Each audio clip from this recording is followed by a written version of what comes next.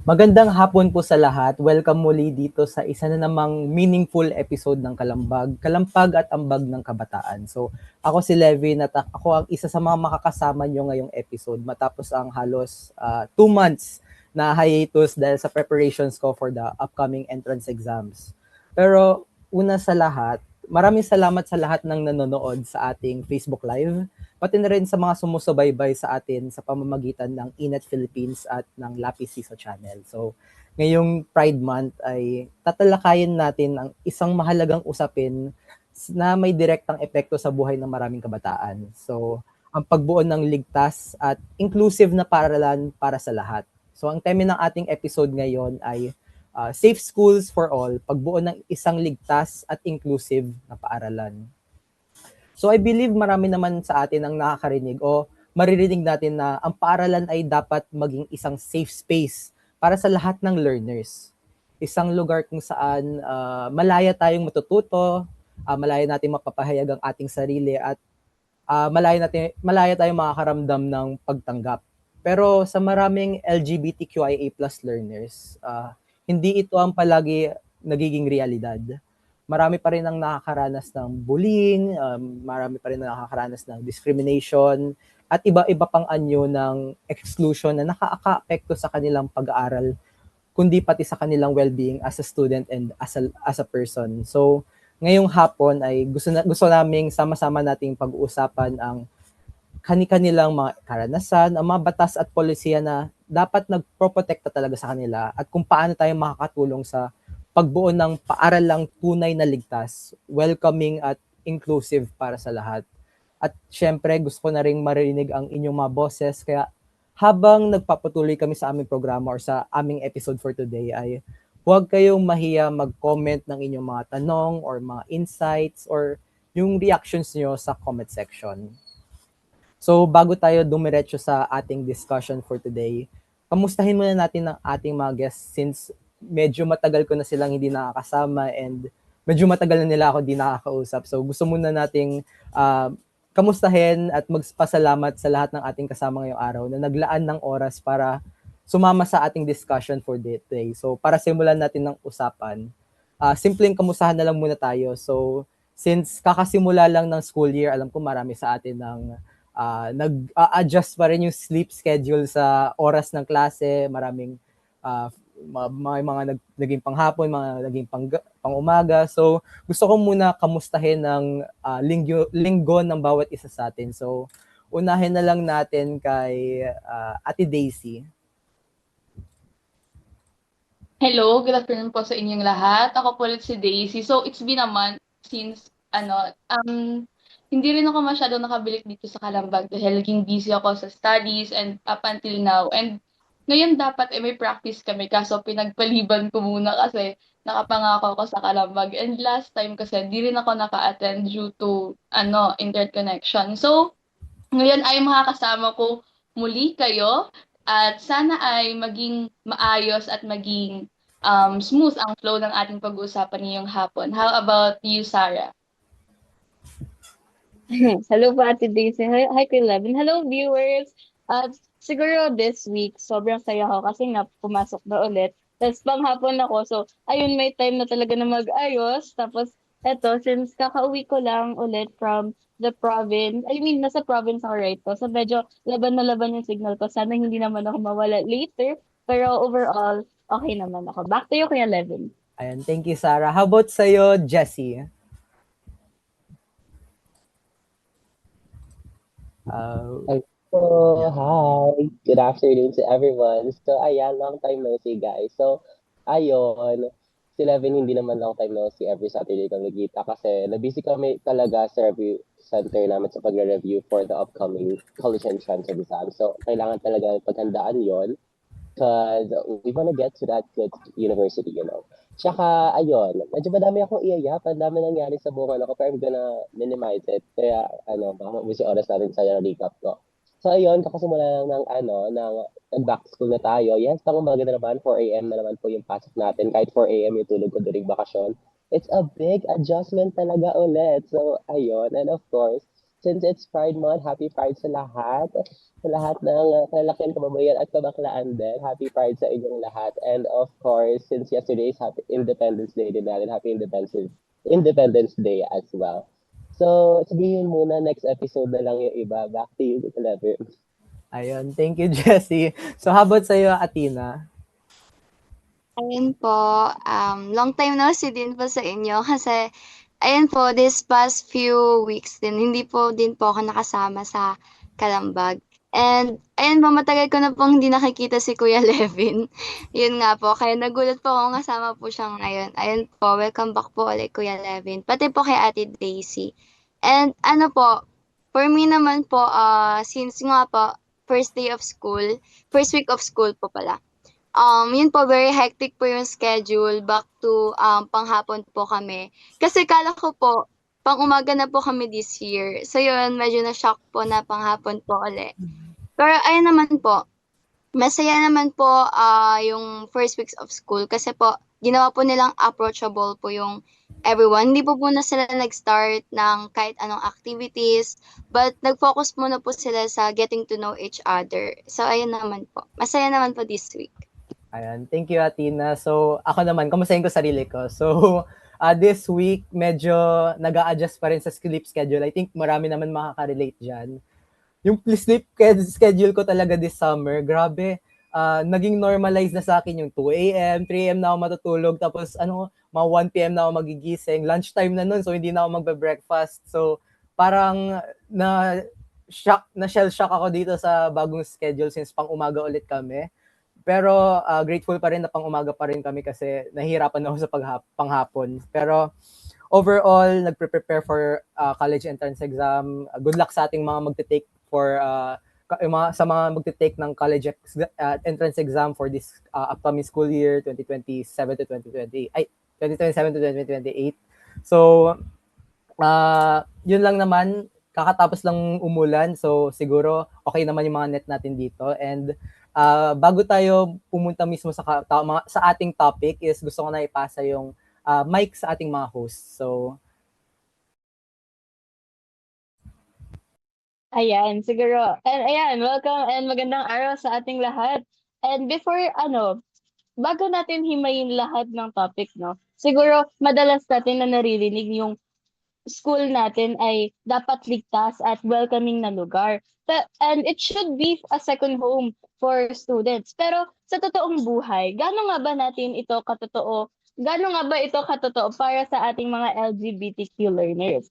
And ngayong araw, yan ang ating hihimayin at titignan natin yung mga realidad na kinakaharap ng ating mga mag-aaral kasama ang ating Kalambag team. Para sa ating unang tanong, let's look at the big picture. Madalas nating naririnig na ang paaralan ay dapat ligtas at welcoming na lugar para sa lahat ng mag-aaral.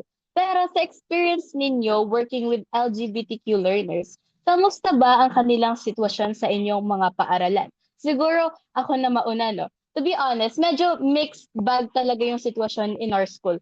On one hand, may mga schools na open-minded, na parang may support groups and may guro talaga na handang makinig. Pero on the other hand, marami pa ring mga LGBT students na pumapasok araw-araw na may bit-bit na kaba or takot. Depende kasi talaga siya sa administration natin, no? What about you, Athena? Ayun, agree po ako sa sinabi mo at Sarah, na yun nga mayroong mga school na hindi pa sila gano'n ka-open about something like LGBTQ. And meron din naman school talagang gusto nila appreciated lahat, like pantay-pantay tayo sa isa't isa, gano'n. And I actually wanna give credit to Lagro kasi they are making the environment more suited din para sa lahat, hindi lang para lang sa ating mga tapos parang ino-open nila para din sa mga LGBTQ yung environment and hindi nila hinahayaan na magkaroon ng bullying or something, gumagawa sila ng solusyon. And ayun, totoo yung sinasabi ni Sarah na meron talagang hindi pa gano'n ka-open. So, ayun, gusto ko lang na maging open sana yung iba pa ring ibang schools like Lagro din, gano'n. Yes, school ko yan. Proud Lagranin here. What about you, Kuya Jesse? Sa experience mo working with LGBTQ learners, kamusta ang kanilang sitwasyon sa inyong paaralan? Or kamusta ba ang sitwasyon sa ating paaralan? Since para tayo lagi yan dito.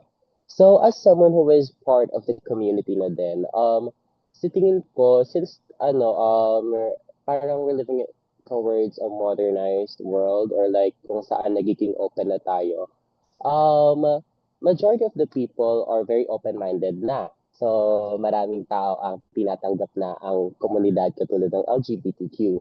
Although kahit merong mga ganun pa din, meron pa rin talagang natitirang mga old-fashioned people na medyo nahihirapan mag-adjust sa mga ganitong pagbabago. Pero sa school, katulad ng sinabi ni Athena, yung school naman natin, I'm very happy kasi they are very open naman, especially hindi lang yung students ang part ng community.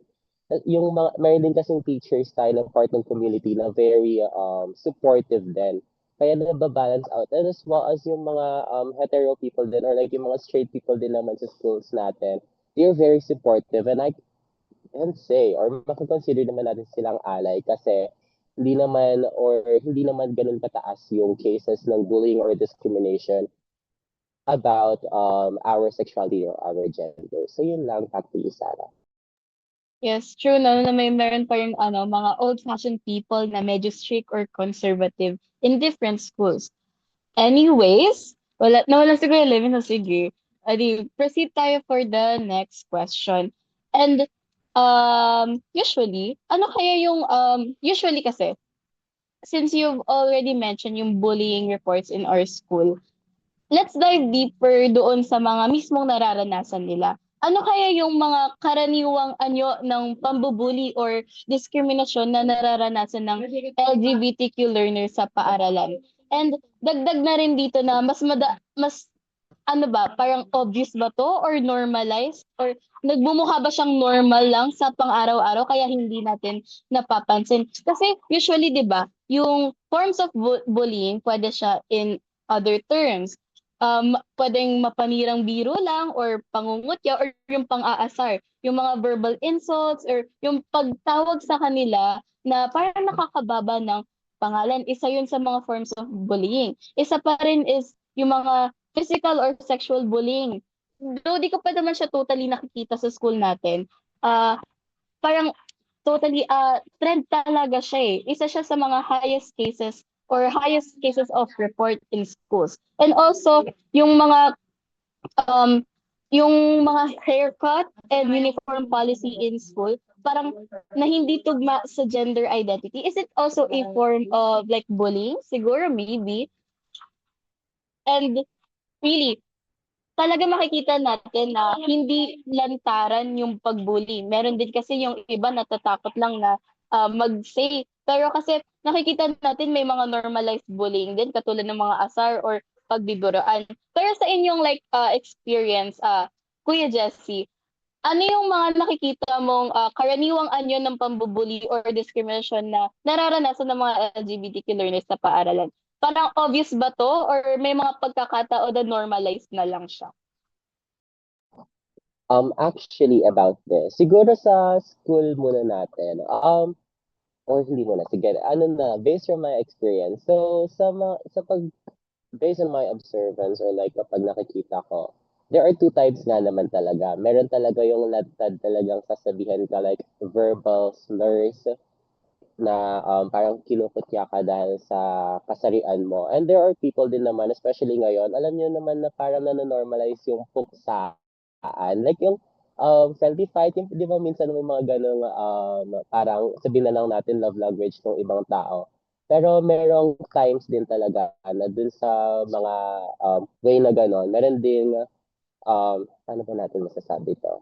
Ano siya, para siyang ano ba? Para siyang naka-costume pero it's still a type of bullying.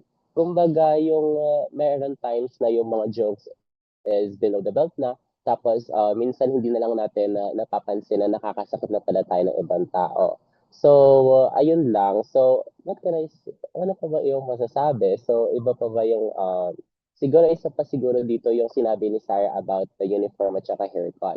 So, even though naman alam natin ang Philippines is a very conservative country, normalize pa rin talaga na kailangan talaga uniform ang haircut, uniform pati yung, syempre, uniform. Tapos, pero meron din namang mga schools dito na they are very open for people to cross-dress or express themselves freely as long as it's appropriate. So siguro yung mga nakikita kong types of pambubuli or discrimination. Pero I'm very happy na since we're moving to we're moving towards a modernized world, mas nababawasan na to and of course, mas nagagawa na rin natin ang solusyon para ito ay maiwasan at para hindi na natin masaktan yung ibang tao. So yun lang naman. Back to you, Sarah. Yes, no, minsan talaga yung bullying hindi siya, ay, lantaran talaga yung bullying minsan, pero mas nakakatakot na nino-normalize siya. Yung akala na lahat ng tao asaran lang or puksaan, katulad ng sabi ni Jessie, nagpupuksaan lang sila. Yun pala, ah, yun pala, nagbibiruan lang pala. Tapos, ayun, deep inside, nasasaktan na pala yung estudyante. Ikaw, Athena, like, forms of bullying or discrimination, yung nakikita mo na nararanasan ng mga LGBTQ learners sa paaralan? And do you think na obvious ba to? Or may mga pagkakataon na nino-normalize na lang to kaya hindi siya pinapansin? Yun. Actually, similar lang din sa mga sinabi ninyo, ni Kuya Jesse at iyo, Sarah. Yun nga yung mga kutsaan. And kasi, napapansin ko lang, minsan, nang-aasar kasi yung iba na, alam niyo yung shini-ship, yung gumagawa sila ng ship, ganun sa ibang tao.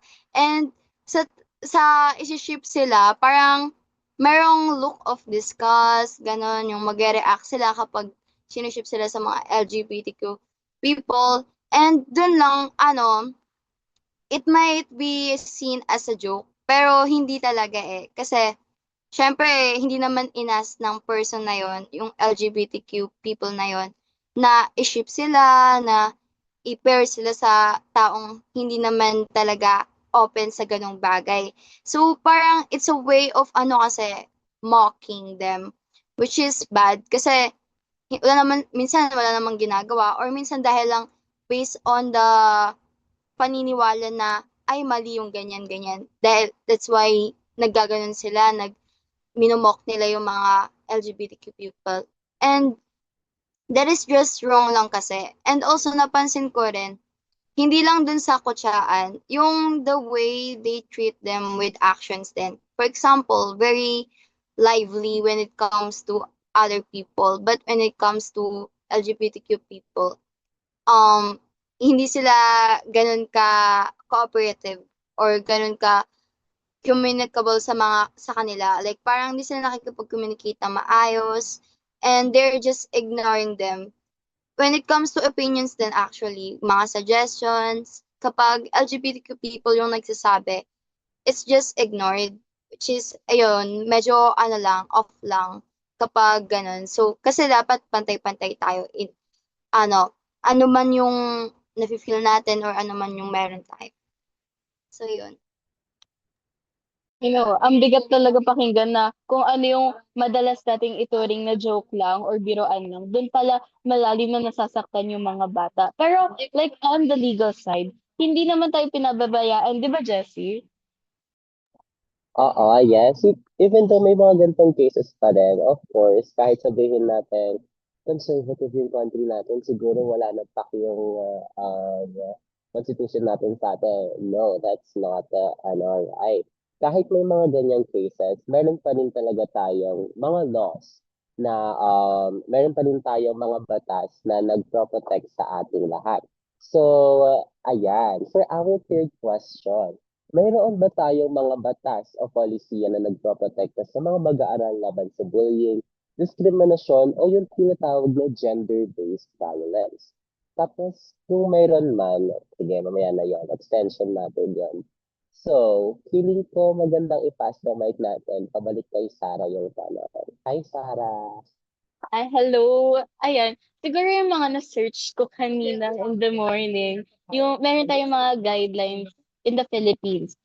Say for example, yung first Republic Act na na-search ko is yung Anti-Bullying Act of 2013 or RA 10627 kung saan obligasyon ng lahat ng schools magkaroon ng malinaw na rules para pigilan at aksyonan ang kahit anumang uri ng bullying kasama na yung gender-based bullying. And also, may na-search ulit ako, isa pa, very, very search to. DepEd Child Protection Policy or from yung sa DepEd Order from 40, Series 40, ay hindi, mali, number 40, Series of 2012, yung zero tolerance ng DepEd pagdating sa anumang uri ng abuso, violence, or discrimination sa mga bata. Ikaw, Atina, may alam ka bang batas or polisiya na nagpoprotekta sa kanila or sa ating mga learners? Ayun. So actually, naalala ko to dun sa orientation na ginawa dati, last year actually, sa Lagro. Ito yung Safe Space Act or Bawal Bastos Law by Republic Act of number 11313. Ayun. So diniscuss din doon na bawal yung mga sexual harassment towards any gender, especially yung mga ano din, yung mga binalong din dito yung SOGI, which is yung mga natin LGBTQ people, yung panlalait sa kanila, yung mga masasakit na words o kaya yung parang ano, pambabastos din na dahil ganito na yung ano nila, babastusin na sila through words or even minsan actions pa. So, ayan, glad lang talaga na mayroon tayong mga law na gano'n. Kasi kahit naman na iba-iba tayo ng paniniwala or iba't iba tayo ng perspectives, it's not right to, parang i-harass natin yung someone because of that. Which we can just like keep it to ourselves naman. Kung gano'n, hindi tayo sang-ayon sa kung ano man yung nafe-feel nila about themselves. Kaya medyo ano din ako, very ano ako sa Lagro, very happy ako na ayun naggagawa sila ng organization na magiging aware yung mga students about yung mga ganong law. Kasi minsan hindi nila makaya i-protect yung selves nila because they don't know na nag-i-exist pala yung law na ganito. So ayun, yun yung alam kong law which is yun nga, yung Safe Space Act na nakakatulong talaga hindi lang sa atin pati sa mga LGBTQ people. Ayan. Okay. Thank you, Atila. Pero, sino kaya itong nasa baba ng style ko? May nagbabalik. Hi, guys. Nagbabalik si Ate Daisy. Of course, same question. I-repeat ko na lang po. Ang question ko para sa iyo. Meron ba tayong mga batas o polisiya na nagproprotekta sa mga mag-aaral laban sa bullying, diskriminasyon, o yung tinatawag nilang gender-based violence? So, thank you, Jessie. So, actually, meron akong na-research kanina.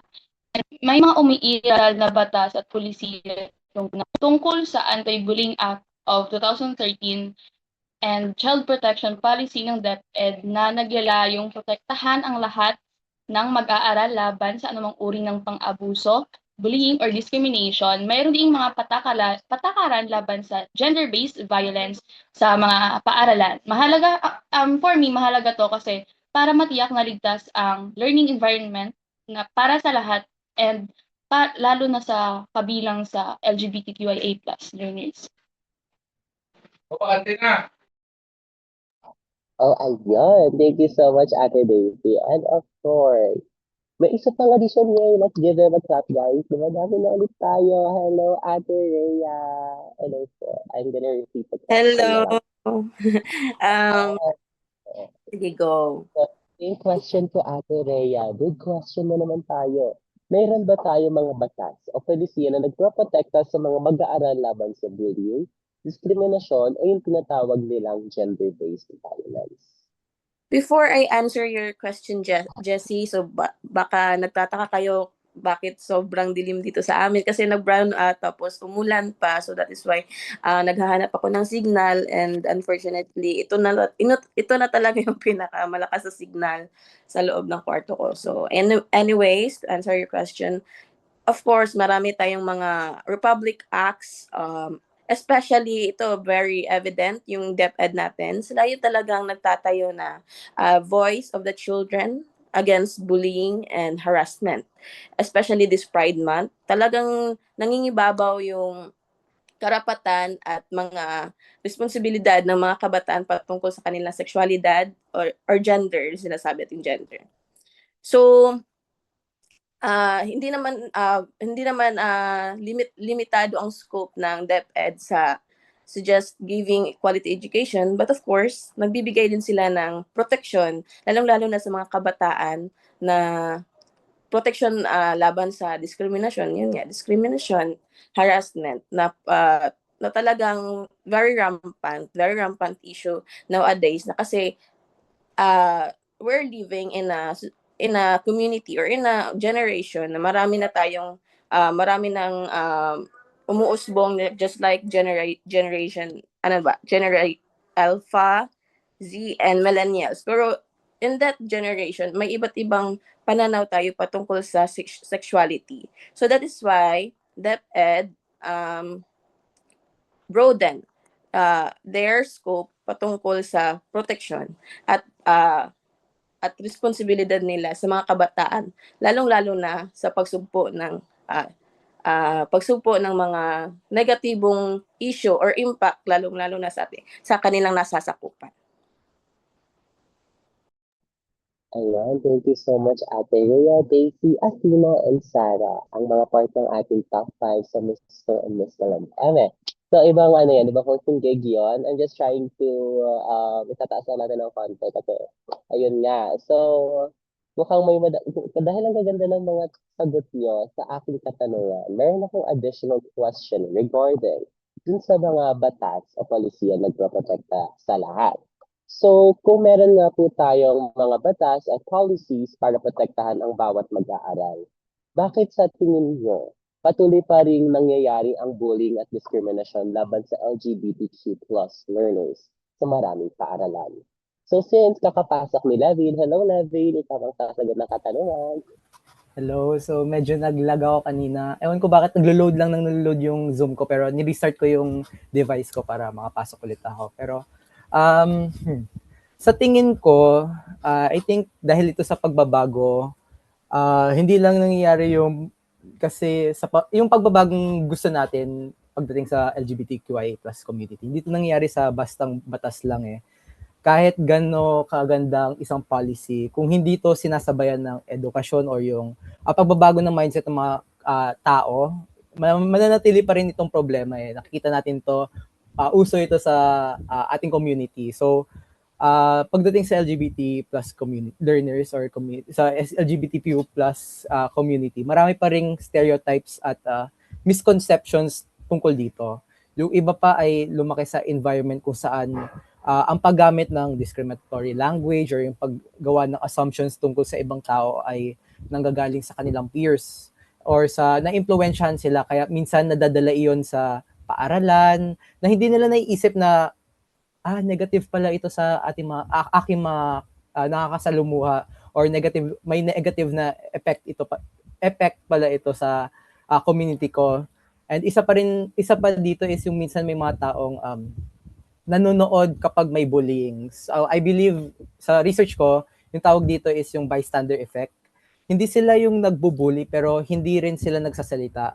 Kaya nagkakaroon ng culture na tahimik lang sila. Inisip lang, normalize na lang yung ganung thing sa kanila na iniisip nila pag walang kumukontra, okay lang to. And mas lumalakas yung loob ng mga tao na gumagawa ng mali, gumagawa ng bullying. So, siguro na isa rin sa mga dahilan kung bakit umusbong ito, yung napansin ko, minsan nahiya yung mga estudyante na magsumbong dahil baka isipin nila sensitive yung maging sensitive sila or baka lumala yung sitwasyon kasi nakikita nila sa paligid nila yung if may mga others na hindi pumapansin dun sa bullying na nangyayari or hindi nila bring up is pag bringing up niya, mas lumala pa yung sitwasyon. So, mahalaga talaga na magkaroon tayo ng environment kung saan komportable yung mga estudyante na magsalita tungkol sa kanilang experiences. Hindi lang sila natatakot na ma-judge.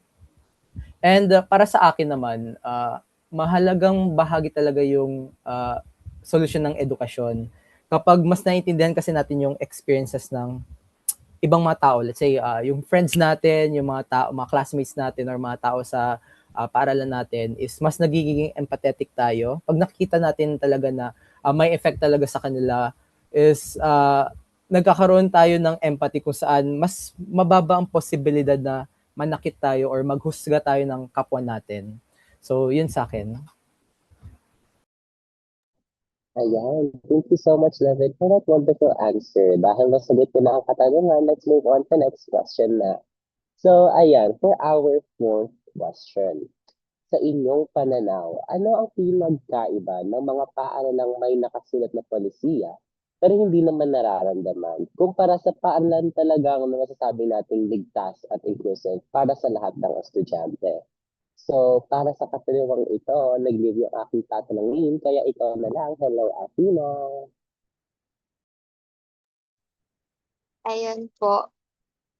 Para sa akin po, yung pagkakaiba po nun is, usually po kasi yung mga tao, for my experience po, yung mga tao pong nasa LGBTQ+ po, very lively person po sila. And sila po yung mga taong sumasali talaga sa lahat ng activities. Sila yung parang nagbibigay din ng saya sa room.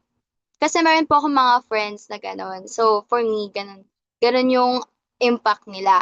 So, ano po yung magiging pagkakaiba kung hindi sila maka-open sa isang paaralan dahil nga hindi inclusive yung safety nila doon, hindi sila protektado, hindi rin nakakaramdam yung mga yung paaralan na yon ng polusyon na pinagawa. So, para sa akin po, ang pagkakaiba po nun is sa school po na nararamdaman po yung polusyon ng gano'n is mas active po lahat ng mga estudyante.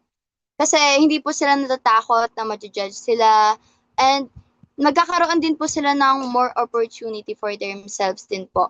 Hindi lang yung natatago yung mga talents or skills na meron sila dahil lang sa takot, which means na kapag open yung isang school about that kind of policy po, magkakaroon pa ng mas, spark po yung school na yun. Kasi lahat pantay-pantay at lahat may opportunity to learn and opportunity to gain skills, gain learnings na hindi sila kailangan matakot. While kung hindi naman po open yung isang school about that kind of policy, I think nakaka-affect din po yun sa ability ng mga students na mag-grow as an individual. Hindi lang din po sa mga taong mayroong pake sa mga LGBTQ, but also the LGBTQ themselves po. Hindi po nila mapapakita yung true potentials nila na makakatulong din naman po sa mismong school na yun. So, ayun po, yun yung pinagkaiba po nila para sa akin. Thank you so much, Athena, para sa iyong mic drop na answer. So, of course, panibagong tatanungin naman natin ang sige na sa akin. Hello, Ate Rhea, same question po sa inyo. Sa inyong, i-repeat ko na lang po, sa inyong pananaw, ano ang pinagkaiba ng mga paaralang may nakasulat na polisiya pero hindi nararamdaman kumpara sa mga paaralan na talagang masasabi natin ligtas at inclusive para sa lahat ng estudyante? So very naman madi-distinguish at madi-differentiate natin yung pagkakaiba ng dalawa. So let's just say you're in a school na kung saan mas inklusibo, mas binibigyang halaga yung mga panawagan mo patungkol na lang lalo na sa gender mo, and it feels more safe kasi may nababalitaan tayong ibang school, huwag na natin pangalanan, kasi hindi naman nakakaligtan, hindi natin naiiwasan. Talagang may nangyayaring ganyan sa lipunan natin. Yung may mga pulisiya nga, pero nakasulat lang sa mga handbook nila, hindi nila nasasabuhay yung mga policy na yun. So that is why, parang minimal lang yung effectiveness na kung saan gusto nilang na kung saan ito ay kung saan ito naman ay very helpful sa sa mga mag-aaral kung ito ay napapatupad kapag yung nakatuon tayo sa mga rules sa mga rules na nakapagpapatibay ng seguridad para sa mga estudyante, mas safe kasi, mas ma-feel safe ng mga estudyante na magsumbong ganun, mas free sila sa how to express themselves kaysa sa yung parang may hindrance na talagang parang pader siya na ay hindi naman tayo yung hindi sila walang nakikinig sa kanila, so nabubulol ako. Walang nakikinig sila, that is why they remain silent, unlike sa schools na talagang inclusive, and very consistent sa pagpapatupad ng mga polisiya nila na talagang tama at akma sa kung ano ang kung ano ang dapat sa isang paaralan na very inclusive and ayun, very inclusive and very and very nakakatulong sa pagpapataas ng self-confidence ng mga kabataan. And why not, 'di ba? So hindi ko lang magets yung parang yung thought na ng ibang school, bakit hindi sila masyadong nakatuon doon kasi we're living in a generation, iba't iba na iba't iba na yung parang nag-uusbong-usbungan. So that's why let's just adapt and wag na nating ibalik yung nakaraang yung nakaraang mga practices natin. Iba na ngayon. So that's why let's be open-minded. Sana sa nag-i-aim ako na parang nababalitaan niyo yung SOGI bill, parang hindi pa siya naaprubahan. So let's just pray na maaprubahan siya para mas ma-embody ng mga lalong-lalo na sa mga schools na talagang may papel para sa mga kabataan patungkol sa gender equality. Ayan, panibagong mic drop. Thank you so much, Ate Rhea, for that wonderful answer. Totoo nga naman po, no? There are times talaga na yung mga schools talaga, grabe, ang dami nilang salita, pero yung gawa nila, wala.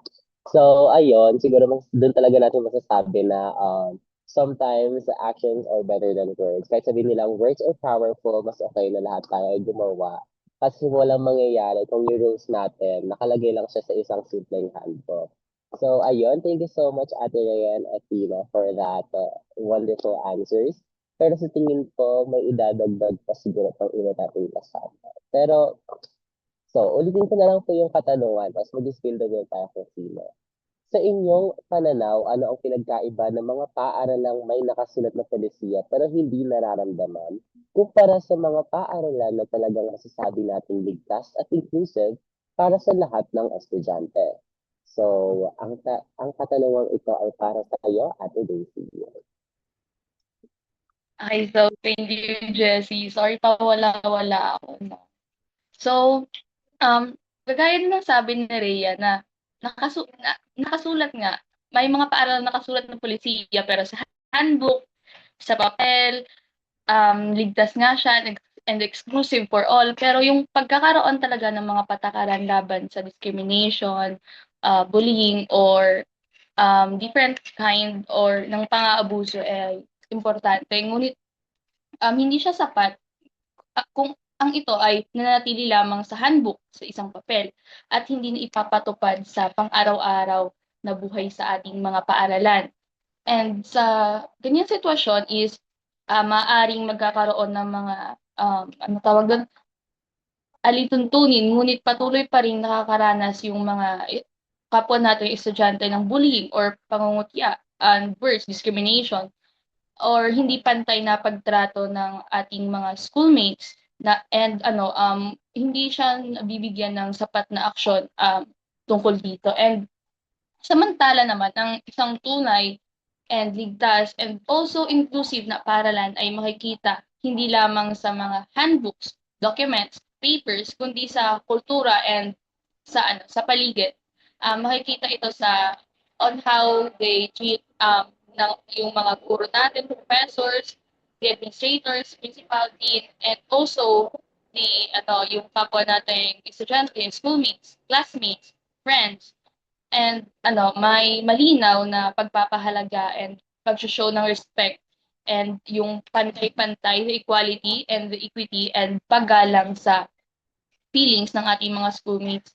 And dahil dito is napapahayag nila yung kanilang mga sariling boses or sariling opinyon ng walang takot or hindi nag-aalinlangan na husgahan or maliitin sila. Dahil may mga sa school kasi namin, may mga kaso ng discrimination or bullying and agad itong like nare-resolve or naso-solve and binibigyan agad ng action and sinusiguro na na may sinusuportahan yung apektado or yung nabully.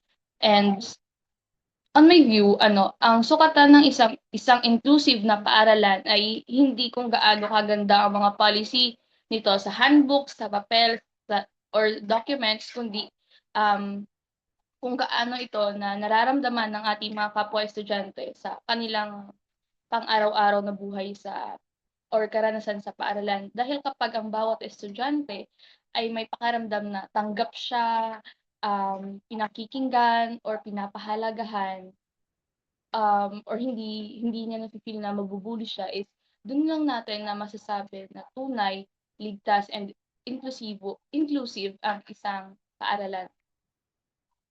Thank you. Ayan, thank you so much, Ate Daisy. Mic drop na naman. Mukhang may propose na tayong quote sa ating FB page. Yay! Okay, so since 1:42 na, let's move on to the next question. So, para sa susunod nating katanungan, para sa mga kabataan na gustong makatulong sa paggawa ng ligtas o mas ligtas at mas inclusive na paaralan, saan sila maaaring magsimula? So ulitin natin ang katanungan, para sa mga kabataan na gustong makatulong sa paggawa ng mas ligtas at mas inclusive na paaralan, saan sila maaaring magsimula? So ang katanungang ito ay ipabato ko muna kay Sarah Saton. Hi Sarah! Paano nga ba sila magsisimula? Siguro, first is to educate yourself and others. Alamin kung ano yung totoong kahulugan ng respeto at kasarian. Tapos, gagamitin ito sa mga simpleng usapan katulad nito and yung mga conversations natin with another person, katulad ng mga kaibigan natin, ng mga kaklase. And also, since, siguro part na rin ako ng clubs or organizations in our school, totally gagamitin ko yung voice ko. Kunyari, I'm part of the SSLG committee and yung mga other clubs. Magpa-propose ako ng mga activities na nagtuturo ng inclusivity at equality para sa lahat ng estudyante. Yun lang, Jessie. Thank you. Back to you. Wow, short yet impactful. Thank you, Sarah Saton, for that.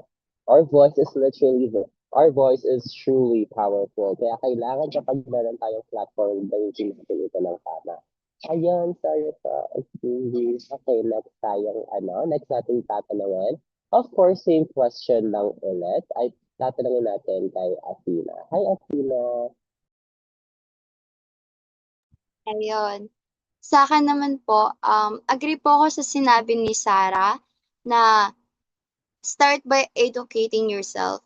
Kasi, syempre, it all starts with small steps lang naman, which is sa sarili muna natin. Kung hindi kasi natin ina-apply sa sarili natin yung gusto nating ipatupad, hindi lang din yun mangyayari. And also, pwede tayong mag-start sa sarili muna nating section. Kung gusto natin ng ganong maging ligtas at maging natin, school natin, pwede naman na mag-start muna tayo sa mga sarili nating section para magtulungan-tulungan din. Kasi hindi rin naman natin kaya na mag-isa lang tayo, nagagawa ng paraan para sa mga kabataan na maging open sa lahat.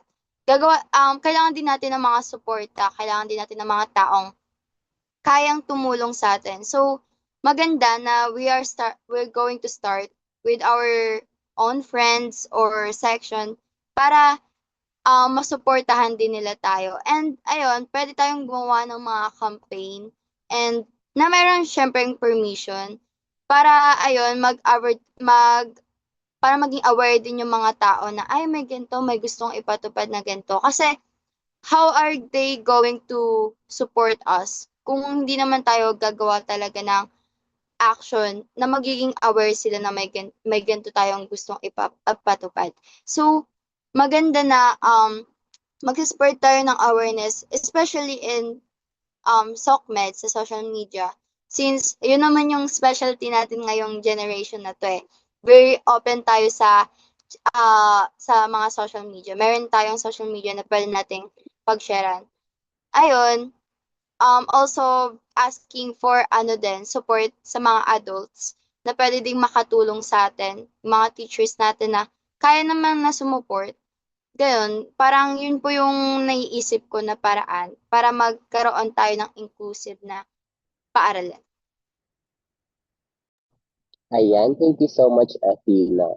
So, again, since parang may time pa naman tayo, I'm gonna repeat the question na lang ulit for the next, sa susunod natin na tawagin. Same question lang, para sa kabataan na gustong makatulong sa paggawa ng mas ligtas at mas inclusive na paaralan, saan sa tingin niyo sila maaaring magsimula? So, syempre, next question natin, ang tatanungin natin dito ay si Level. Okay, so thank you, Jessie. I believe pwede tayong magsimula sa simpleng pagrespeto sa mga tao kahit iba sila sa atin. I believe na respect is foundational for growth. And pwede rin tayo maging mas conscious sa mga salitang ginagamit natin. Kasi minsan may mga jokes na nakasanayan na natin pero hindi natin, yun, as I said a while ago, hindi natin alam na may nasasaktan pala. This is something na I've grown to observe over the years bilang isang estudyante. Nakita ko sa mga iba-ibang mga tao na may mga things or may mga discriminatory words, may mga offensive words silang sinasabi na them as peers, they think that it is something na pwedeng pagtawanan. It's a joke. It's something na normalize sa kanila pero hindi nila alam na may ibang tao na nasasaktan, hindi nila may mga tao na nakakarinig sa kanila na na-offend. And I believe importante rin ng pagiging ally. Hindi kailangan kasing maging bahagi ng LGBTQIA+ community para tumulong. Kailangan lang natin maging handa kung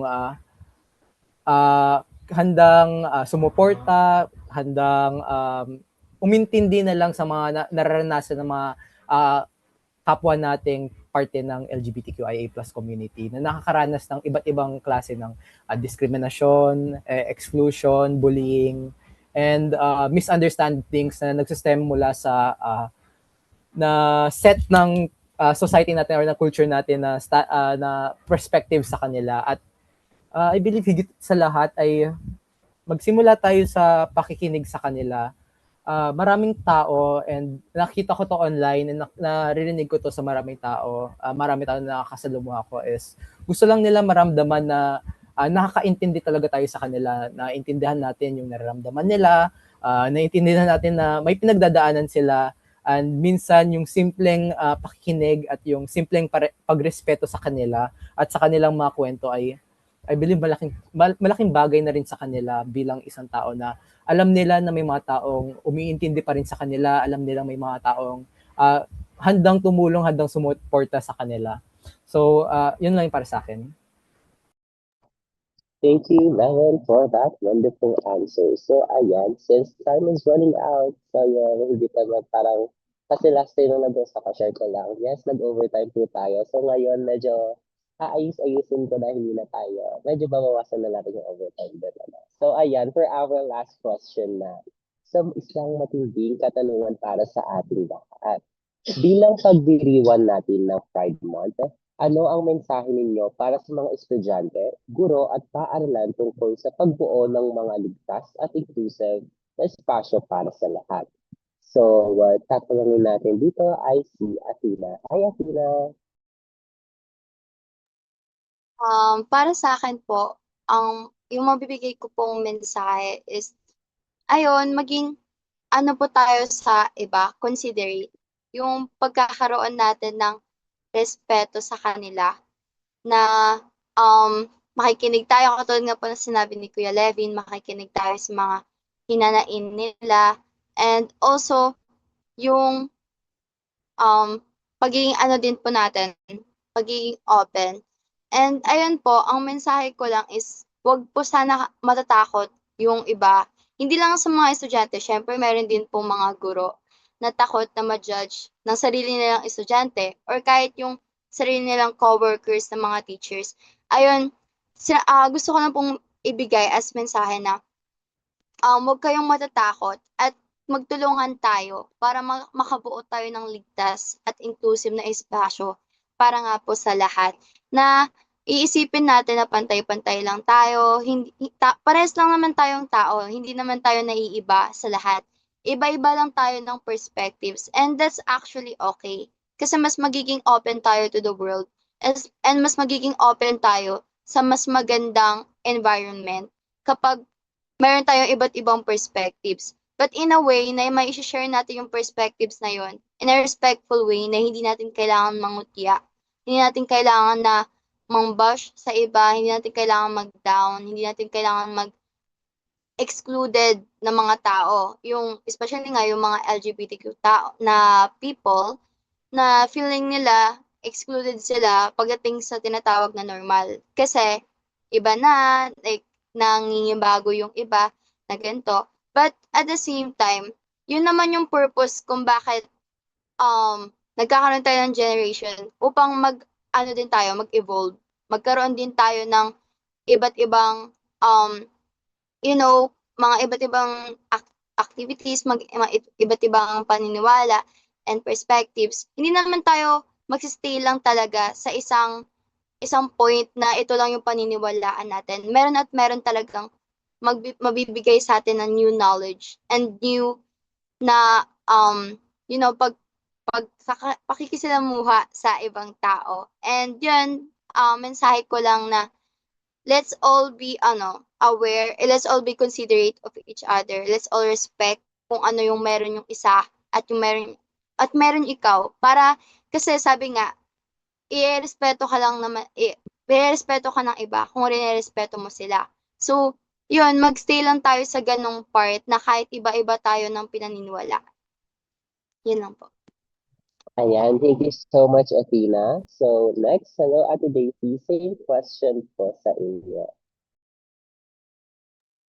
Okay, thank you, Jessie. So, for me naman, sa pagdiriwang ng Pride Month, nais kong ipaabot ang isang mahalagang paalala sa mga students, teachers, and sa na ang bawat tao ay may karapatang mabuhay, matuto, mangarap sa isang kapaligirang may dignidad, respeto, and equality. And sa pagbuo ng ligtas at inclusive na espasyo ay hindi lamang isang gawain para sa isang group or kundi sama-sama na responsibilidad ng lahat. And for students naman, hinihikayat ko po kayong maging mga instrumento ng kabutihan at pag-unawa. Maging bukas po sa pakikinig sa iba't ibang karanasan and pananaw at piliing maging bahagi sa solusyon sa halip na maging sanhi ng discrimination or pang-aapi. And ang simpleng pagpapakita ng respeto at kabutihang loob ay maaaring magkaroon ng malaking epekto sa buhay ng isang tao. And sa ang diwa ng for me, yung diwa ng Pride Month ay hindi lamang pagdiriwang ng pagkakaiba-iba, kundi paalala rin na kahalagahan sa pagtanggap or paggalang and also sa equality dahil kapag sama-sama po tayo na isinasabuhay or pinapahalagahan po ito ay makakalikha tayo ng isang safe space, inclusive and makatao na environment for everyone. That's all, Jessie. Ayan, thank you so much, Ate Daisy. Clap po tayo dito, guys. Ang ganda ng mga kasagutan ng lahat dito. Pero of course, hindi makakompleto kapag hindi nakasagot ang lahat. Kasi ang alam ko talaga, lahat tayo may message. Dahil it's a very special month for everyone. So ayan, same question po to Ate Rhea. I'm gonna repeat it again. Bilang pagdiriwan natin ng Pride Month, ano ang mga mensahe ninyo para sa mga estudyante, guro at paaralan tungkol sa pagbuo ng mas ligtas at inclusive na espasyo para sa lahat? Ayan, gusto kong batiin lahat-lahat na Happy Pride Month this this month. So sana wag nating kalimutan na tayo ay kahit na magkakaiba tayo, tayo pa rin ay kabilang sa community. Hindi tayo naiiba, hindi tayo magkaiba, tayo ay isa. At mensahe ko lang sa mga taong nagdadalawang isip or nasa state of mind pa na naguguluhan, just take your time and wag ma-pressure sa mga sinasabi na nasa paligid natin. And of course, pasalamatan natin yung mga taong nakaka-appreciate and mga taong pinipili na mas maging open-minded at maging mas may respeto sa atin. And wag nating gawing rason na wag nating gawing rason ang hindi pagrespeto ng iba upang hindi na rin respetuhin ng iba. Tayo ay maging mabuting citizen sa lipunang ito naway upang ito ay upang lumaganap ang love and peace sa atin. So that's all, Jessie. Ayan, thank you so much. Since, ayan, wala tayo mag-PM, I'm gonna add something lang din po para makapag-synthesis na tayo. For me naman, since hindi ako masyado nag-gap ngayon, irarap ko na to. So, ayan, dinamag-dinawa ng Pride Month. Happy Pride sa ating lahat, regardless kung ano, gender na, sexuality na, happy Pride sa inyong lahat. We deserve to be celebrated. And of course, ang message ko sa teacher, guro, at paaralan is, of course, let's be more open, let's be considerate because we're moving forward. Huwag tayo bumalik sa nakaraan na kung saan lahat tayo ay close-minded. Dapat maging open-minded na tayo. Para of course, lahat tayo ay anong tawag dito? So that we can all live in a peaceful world kung saan lahat tayo magiging masaya. And of course, walang away na mangyayari. And of course, para sa mga nakanaka ko diyang mga part ng community din, meron lang ako yung mga quote, isang quote lang to. Galing sa film na The Help, you are kind, you are smart, and you is important. So yun lamang. Thank you so much po. And yun lang para sa ating episode today. Ngayon naman, tatanungin natin, ay hindi na pala tatanungin. Tatawagin na natin para sa synthesis I feel natin. Thank you naman. Ayun, thank you, Jessie. So, sa kabuuan na napag-usapan natin today, napag-usapan natin na kahit may mga batas at policies tayo na nagproprotekta sa mga estudyante laban sa bullying, discrimination, or gender-based violence, marami pa ring LGBTQIA+ learners ang nakakaranas ng hamon sa paaralan. Naging malinaw rin hindi lahat ng bullying ay obvious. Minsan nasa anyo ito ng biro or sa stereotypes na nakasanayan natin, sa pag-exclude natin or exclusion, at sa mga salitang tila normal na lang pero malaki rin yung epekto nito sa isang tao or sa mga tao na nakakarinig nito. At napag-usapan din natin na mahalaga yung papel ng estudyante, guro at ng paaralan sa pagbabago ng isang environment na may respeto, pagkapantay-pantay at pagtanggap para sa lahat. At may gusto lang ako ipasok na quote dito. Nakita ko kasi ito online and ewan ko lang bakit, na-remind lang ako dito sa quote na ito nung nagsasalita si Jessie kanina lang. And yung quote na to, it goes as, it's easier to talk about something than to actually do it. What they say is important, but what they do because that's more important. Para sa akin, ito talaga yung pinakabuod ng ating napag-usapan or naging discussion kasi madaling sabihin na ang isang paaralan ay inclusive sila, may policy or suportado nila ang diversity. Pero sa dulo nito, mas mahalaga kung paano nila ipinapakita yung kanilang actions. Kapag estudyanteng nakakaranas ng diskriminasyon, pinaprotektahan ba siya? Pinakikinggan ba siya? At ginagawa bang konkretong hakbang para maging ligtas ang kanyang environment? Sabi nga dito sa quote na ito, credits to the owner na lang, at the end of the day, the answer is in how they treat you, not what they say. Para sa akin, doon talaga nasusukat yung tunay na inclusivity. Kasi pwede mong sabihin na alay ka, pwede mong sabihin na supportado ka sa cause nila, pero it's what your actions, do your actions reflect what you say? Yung ginagawa mo ba, na papakita ba niya talaga yung stance mo So, hindi ito sa mga posters, hindi ito sa mga slogans or policies na nakasulat sa papel, hindi ito sa mga pinopost mo sa social media, kundi sa araw-araw na karanasan ng mga estudyante. Kapag ang isang paaralan ay may culture siya na mapagrespeto, may empathy yung mga estudyante sa isa't isa at may acceptance sila, doon natin masasabi nila pinag-uusapan ng inclusivity. Talaga nilang isinasabuhay ito. Ng kabataan, I believe may responsibilidad din tayo na pangalagaan ito. Maging bahagi tayo ng pagbabagong iyon sa pamagitan ng, yun nga, sa pag-unawa sa kanila, sa pagiging mas mapagmalasakit, at sa pagiging handang tumindig para sa tama. So all in all, that's the synthesis nung napag-usapan natin ngayon. Back to you, Jessie.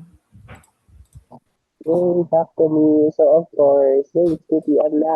Okay, ang ano natin ngayon, announcements naman po tayo. So, ayun, Kalambag every Sunday, 1 to 2 p.m. exclusive on our YouTube and FB page. So, next is Inclusion and Vision and Inclusive Society or Inclusion now na every Wednesday, 3 to 4 p.m. And of course, later na po ito, Senior City Adult Learning and Education with a focus on the framework of lifelong learning every Saturday, 7 to 8 p.m. So mamaya na po yan. And of course, once again, ako po si Jessie. Kasama po natin si Athena, Ate Daisy, si Leven, si Ate Rhea, and of course si Sarah sa ating episode na to. Once again, kami ulit ang Kalambag. Happy Pride and thank you for watching to everyone.